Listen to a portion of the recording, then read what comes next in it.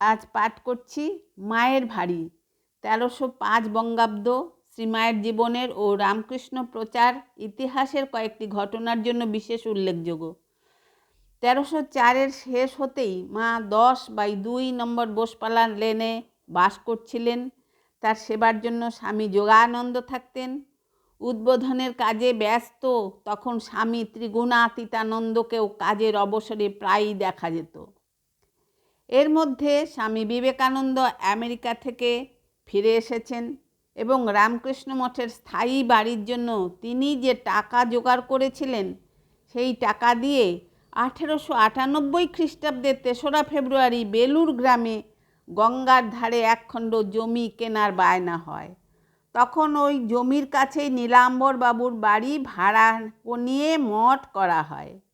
April মাস থেকে স্বামী বিজ্ঞানানন্দের তত্ত্বাবধানে বেলুর মঠে নির্মাণ কাজ শুরু হয় এবং ওই মাসের শেষের দিকে শ্রীমাকে একদিন নৌকো করে ভাড়ার মঠে নিয়ে আসা হয়।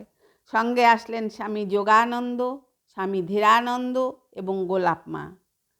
নৌকো ঘাটে আসলেই মঠে মাঙ্গলিক শঙ্খধ্বনি হয় এবং শ্রীমা নৌকো থেকে নামলে সন্ন্যাসীরা তার পা ধুয়ে দিয়ে তাকে সাদরে ঠাকুর ঘরের দালানে বসিয়ে বাতাস করতে লাগলেন। তখন দারুণ গ্রীষ্মকাল। একে একে সকলে শ্রীমাকে প্রণাম করার পর তিনি পুজোর জন্য ঠাকুর ঘরে যান। পুজো শেষে তিনি ভোগ নিবেদন করলেন ও পরে ঠাকুরকে শয়ন দিলেন। বিকেলে মা যখন ফেরার জন্য নৌকায় উঠবেন তখন স্বামী ব্রহ্মানন্দজি বলে পাঠালেন, মা যাবার আগে যেন মঠের নতুন জমিতে একবার পদধূলি দিয়ে যান। শ্রীমা নৌকো করেই ওই জমিতে গেলেন। যোগানন্দ হেঁটেই রওনা হলেন। ভগিনী নিবেদিতা, মিসেস বুল ও মিস ম্যাকলাউড তখন সেখানে থাকতেন। তারা শ্রীমাকে অভ্যর্থনা করেন এবং সঙ্গে নিয়ে সমস্ত জমি দেখালেন। শ্রীমায়ের সেদিন খুবই আনন্দ হলো। তিনি বললেন, এতদিনে ছেলেদের একটা মাথা গোজবার জায়গা হলো। তিনি এতদিনে মুখ তুলে চেয়েছেন। এরপর তিনি নৌকো করেই কলকাতা রওনা হলেন। এদিকে কাশ্মীর, অমরনাথ ও ক্ষীরভবানী দর্শন করে স্বামীজি 1898 অক্টোবর মাসে মঠে ফেরেন। তার শরীর তখন ভালো ছিল না। মহাষ্টমীর পুজোর দিনে তিনি ব্রহ্মানন্দজি, প্রকাশানন্দজি ও বিমলানন্দজির সঙ্গে বাগবাজারে শ্রী মায়ের কাছে গিয়ে তাকে সাষ্টাঙ্গে প্রণাম করেন।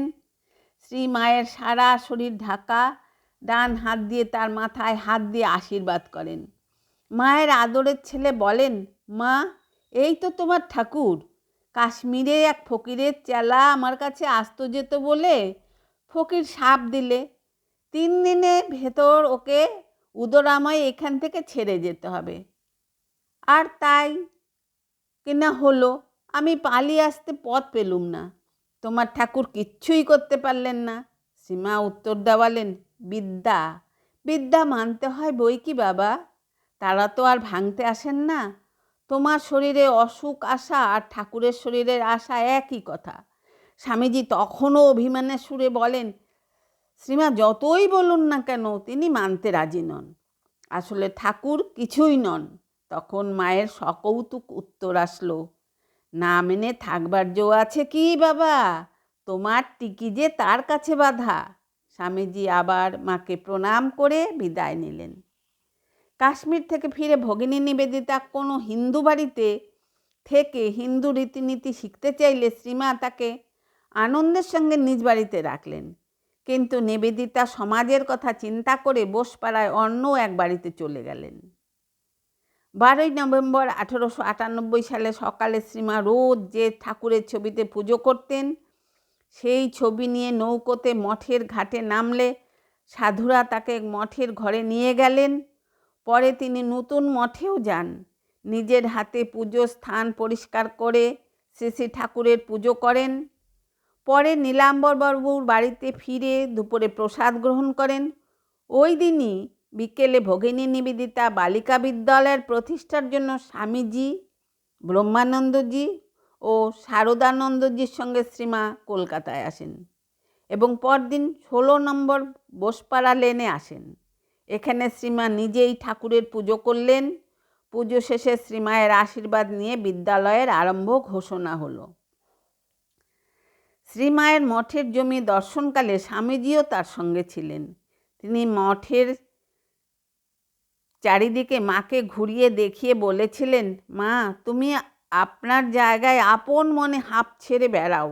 শ্রীমা বললেন, আমি কিন্তু বরাবরই দেখতুম ঠাকুর যেন গঙ্গার ওপারে ওই জায়গায় যেখানে এখন বেলুর মঠ কলাবাগান, তার মধ্যে ঘর, সেখানে বাস করছেন। নতুন মঠের কাজ শেষ হয় 1898 খ্রিস্টাব্দের 9 ডিসেম্বর। স্বামীজি শ্রী শ্রী রামকৃষ্ণদেবের পূত দেহাবশেষপূর্ণ আত্মারামের কৌটো নিয়ে এসে নতুন জমিতে এক বড় বেদির উপর রাখলেন এবং পুজো হোম করলেন। গৃহপ্রবেশের পর কয়েকজন নতুন মঠে থাকলেন আর বাকিরা নীলাম্বরবাবুর বাগানে ফিরে গেলেন। পরের বছর জানুয়ারিতে সকলেই নতুন মঠে চলে আসেন। শ্রীমায়ের মনে সংকল্প উঠেছিল তার ত্যাগী সন্তানদের এক স্থায়ী বাসস্থান হোক, আর সেই সংকল্প রূপ ধারণ করল। এর কিছুদিন বাদেই স্বামী যোগানন্দ অসুস্থ হয়ে পড়লেন। অনেক ডাক্তার কবিরাজ দেখিয়েও রোগ ভালো হলো না। সেই দিন মায়ের এক সেবক পুজোর ফুল নিতে গিয়ে দেখেন শ্রীমা ঘরে পা ছড়িয়ে বসে আছেন এবং দুই চোখ দিয়ে জল গড়িয়ে পড়ছে। সেবক মাকে প্রবোধ দিতে চেষ্টা করলে মা বলেন, আমার ছেলে যোগেনের কি হবে বাবা?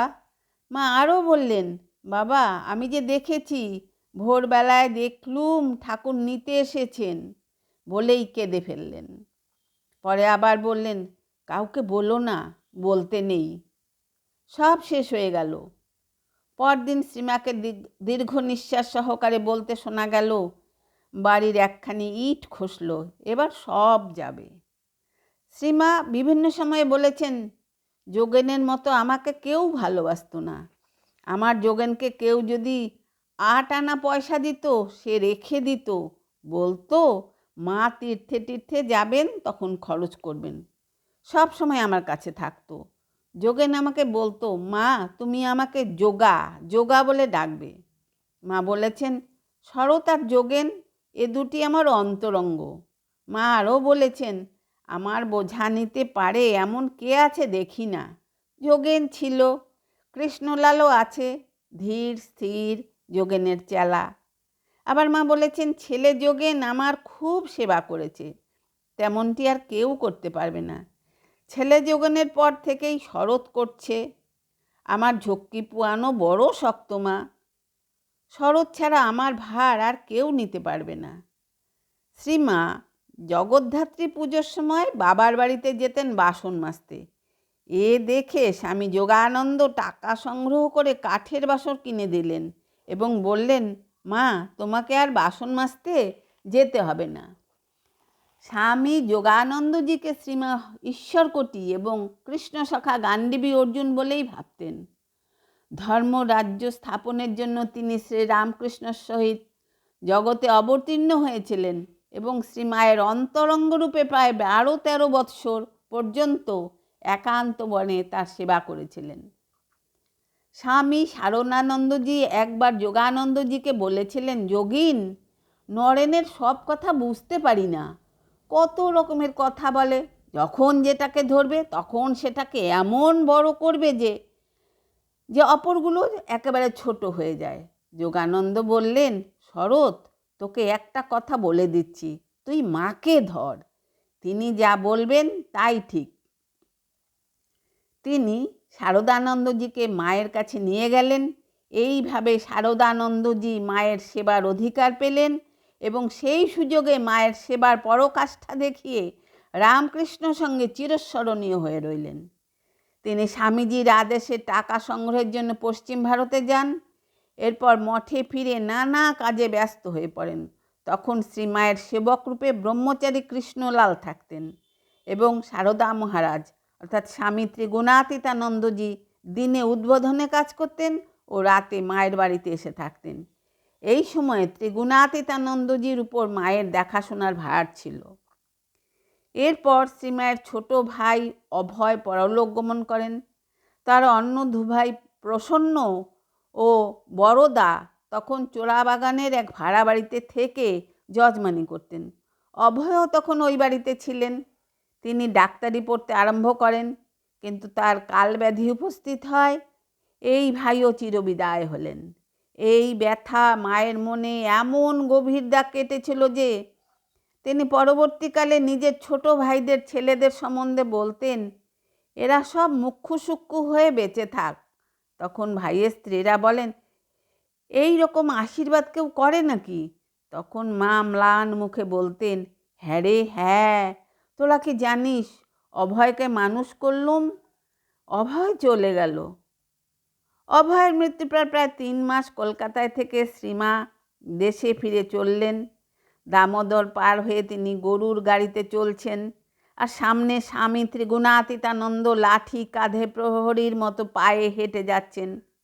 অনেক বেশি রাতে ত্রিগুণাতীতানন্দ দেখলেন বানের জলে পথের এক জায়গায় এমনভাবে ভেঙে গেছে যে ওটা পার হতে হলে গাড়ি উল্টে যাবে, অথবা ভীষণ ঝাঁকুনি লেগে শ্রীমায়ের ঘুম ভেঙে যাবে, এমনকি মা ব্যথাও পেতে পারেন। সেই জন্য তিনি দেরি না করে ওই গর্তের মধ্যে উপুড় হয়ে শুয়ে গাড়োয়ানকে তার মোটা সবল দেহের উপর দিয়ে গাড়ি চালাতে বললেন। কিন্তু ঠিক সেই সময়ে মায়ের ঘুম ভেঙে যায় এবং তিনি চাঁদের আলোতে দেখে সমস্ত ব্যাপারটা বুঝতে পারলেন এবং গাড়ি থেকে নেমে ত্রিগুণাতীতানন্দকে ভৎসনা করলেন। তিনি হেঁটেই সেই ভাঙা জায়গা পার হলেন। সারদা মহারাজের অপূর্ব মাতৃভক্তির আরেকটি ঘটনা। শ্রীযুক্তা যোগিনমা একবার তাকে মায়ের জন্য বাজার থেকে ঝাল লঙ্কা কিনে আনতে বলেছিলেন। বেশি ঝাল লঙ্কার খোঁজে সারদা মহারাজ বিভিন্ন বাজারে লঙ্কা চাখতে চাখতে পায়ে হেঁটে বাগবাজার হতে বড় বাজার উপস্থিত হয়ে মনমতো লঙ্কা পেলেন। ততক্ষণে তার জিহ্বা ফুলে গেছে। সারদা মহারাজ আমেরিকায় থাকার সময়ও শ্রীমাকে ভোলেননি। প্রতি মাসে নিয়মিত কিছু টাকা মাকে প্রণামী পাঠাতেন। শ্রী শ্রী ঠাকুরের দেহত্যাগের পর প্রথম কয়েক বছর শ্রীমায়ের কলকাতা থাকার সময় ত্যাগী ভক্তেরা সেবাভার নিয়েছিলেন, কিন্তু যোগিনমা ও গোলাপ মা সব সময় তার দেখাশোনা করতেন, অনেক সময় সঙ্গেও থাকতেন। এদের সেবায় সন্তুষ্ট হয়ে মাতা ঠাকুরানী পরে বলেছিলেন, গোলাপ যোগিন না থাকলে কলকাতা থাকা হবে না। আজ এই পর্যন্তই। আপনারা সবাই আমার নমস্কার জানবেন। ভালো থাকবেন, সুস্থ থাকবেন।